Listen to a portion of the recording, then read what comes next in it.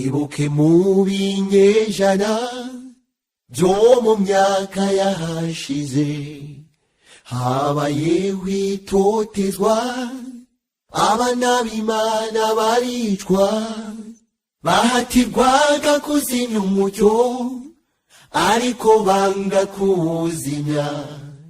Izo ntwari zazize ukuri zishwe urw'agashinyaguro. Izo ntwari zazize ukuri zavuze Imana zishize amanga mu magorwa n'akarengane bemeye kurinda ubusugire bwabo. Izo ntwari zazize ukuri zavuze Imana zishize amanga mu magorwa n'akarengane bemeye kurinda ubusugire bwabo.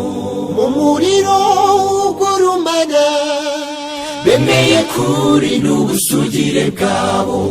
Mu masitade babaye inyamaswa bemeye kurinda ubusugire bwabo. Mu magereza bakubitwa bemeye kurinda ubusugire bwabo. Mu muriro ugurumana bemeye kurinda ubusugire bwabo. Ku masitade babaye inyamaswa bemeye kurinda ubusugire bwabo. Mu magereza bakubitwa bemeye kurinda ubusugire bwabo.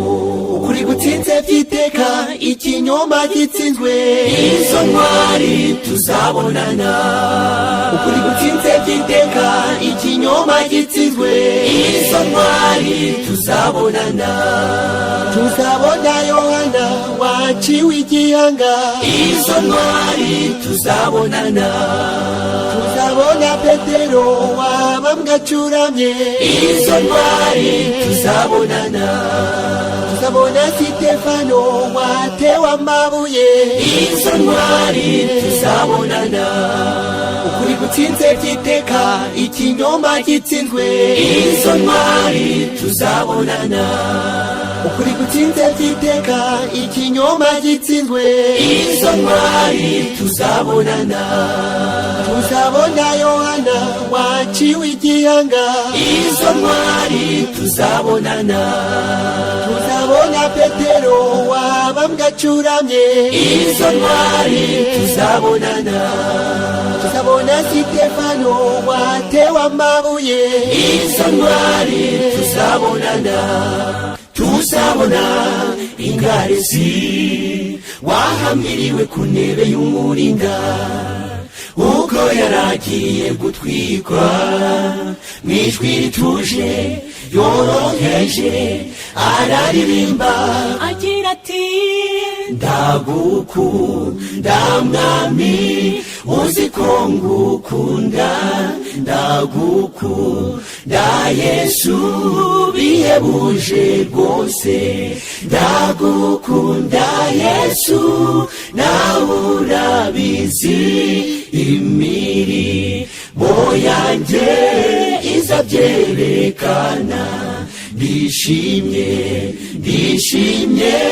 rwose bitavugwa ibyishimo byanjye nawe abirondora ndareba ubutunzi buri mu ijuru nzagabirwa nawe kubw'ubuntu bwawe.